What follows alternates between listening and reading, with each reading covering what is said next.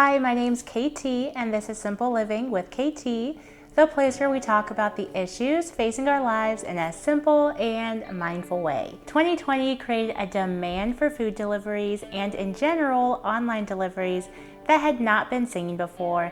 And in general, that is what many of us needed to do at the time. But let me be the first to admit that when restaurants started opening up again, I find myself more willing to justify the cost of delivery as worth the money for the convenience. Because I got used to the cost and the justification I heard many times before in my mind and all over social media. I didn't think anything of it because that was the line that everyone else was saying. This video is to dig deeper into our fascination with trading money for convenience and whether the ends always justify the means. Let's look at why we trade time for money. Money and time are two of the most valuable resources we have at our disposal. When we spend money, sure, we can earn it again, but once we spend time, it's gone forever. And I think that is where most of the appeal of being able to spend money is to reclaim some of that time. This might mean ordering delivery, getting fast food from a drive-thru, or hiring a lawn company to mow your lawn. And to further solidify this belief, we run simple equations to prove that our time is worth more than doing those tasks. Maybe you make $25 an hour, but the man who comes to mow your lawn only charges $20, or the housekeeper only charges $15 an hour. You would, in a sense, come out ahead in both time and money if you were able to work while someone else completed those tasks. Personally, I never factor in the supposed profit I'm making because, can I be honest with you, if I was actually trying to make more money for a specific occasion, I'd rather have my full hourly pay available rather than the difference between my pay and the service I'm paying for, or better yet, a way to make money that I don't have to physically be there at the same time. I think the ones that only see the exchange of time and money as the only important factors are many times blinded by them when there's other reasons why it may be better to hire help in our lives. That could be just being tired from the week. That could also look like not working while the housekeeper is there and still being completely justified and getting a housekeeper. It kind of reminds me of diet culture where people say they're going to the gym so they can burn off the cookie, but the workout barely burns it off. Maybe instead of feeling like you have to hustle and have restless nights for the housekeeper, find a way to make more money that doesn't include trading your time for money, or take some time to evaluate the life you're trying to create for yourself. There may be other ways to regain that time and find that balance in your life and budget that you want.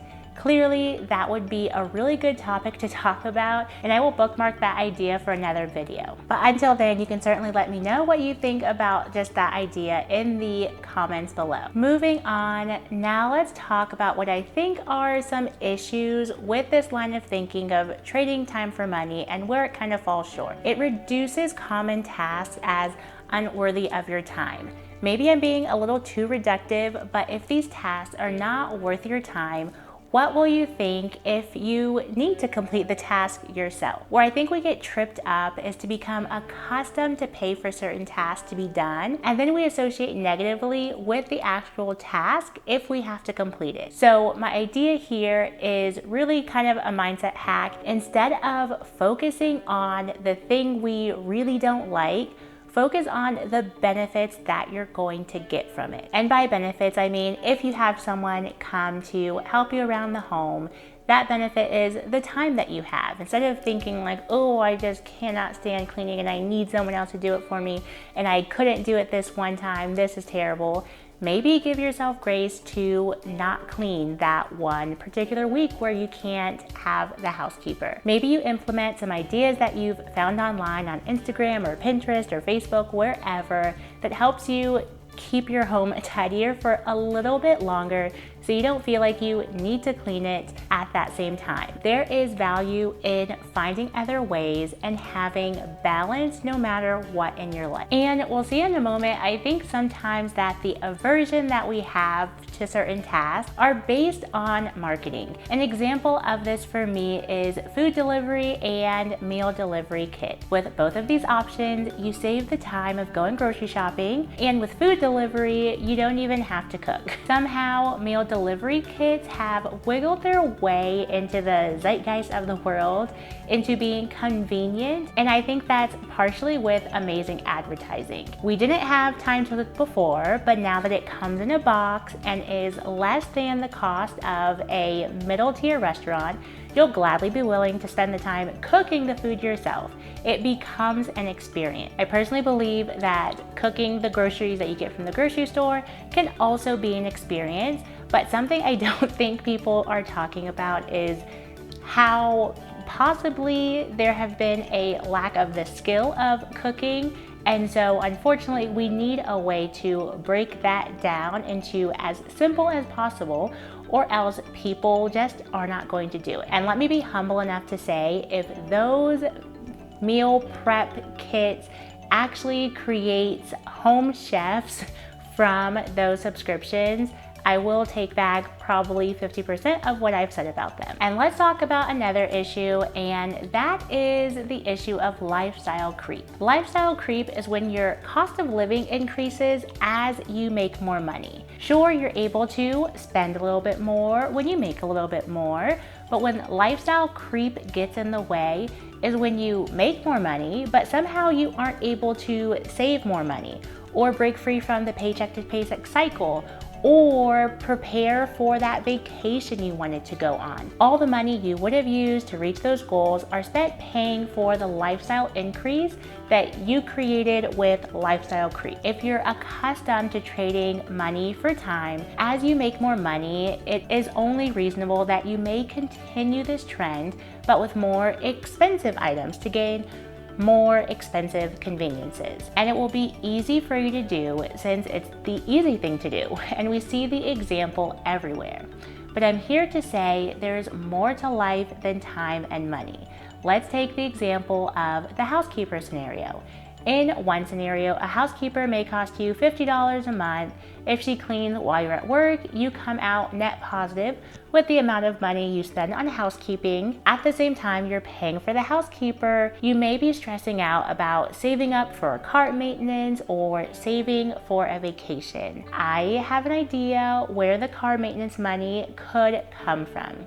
And that's, once again, reiterating, perhaps incorporate some tips from online on how to keep your space tidier for longer and forego the housekeeper while you save up. Or there's always this option of finding a way to make more money. That could be working part-time. It's even better if you're able to do it without trading your time for money by leveraging like the internet and a website. Of course, this video is scrutinizing the idea of trading time for money, but let's be honest. What if you want that extra time and you want to be able to have a little bit of extra convenience in your life? Recognize that there is more to life than time and money that you can spend. The reasons I outlined are only an issue for me because it reduces to an all too simple time versus money equation. Ordering delivery is quick and easy, but at the end of the month, if you've spent $500 on delivery plus another $200 on groceries for 2 people while living paycheck to paycheck,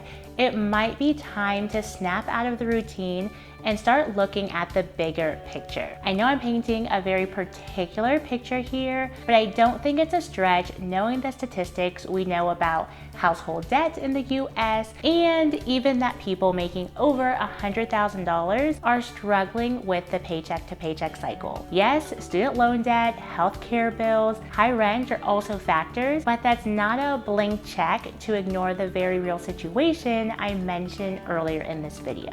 And that's what I wanted wanted to share with you today. Thank you so much for watching. Leave your thoughts in the comments below. You should also check out my free 5-day Mind and Money series in the description below. It's a series of posts and videos that will be delivered to your email daily to help you get your mindset in line with your money goals. Whether that be saving up for a big purchase like a house or paying off debt, getting your mindset fueled up to reach those goals will be a game changer. Thanks again for watching, and as always, remember to make the decisions that support the life you want. Bye for now.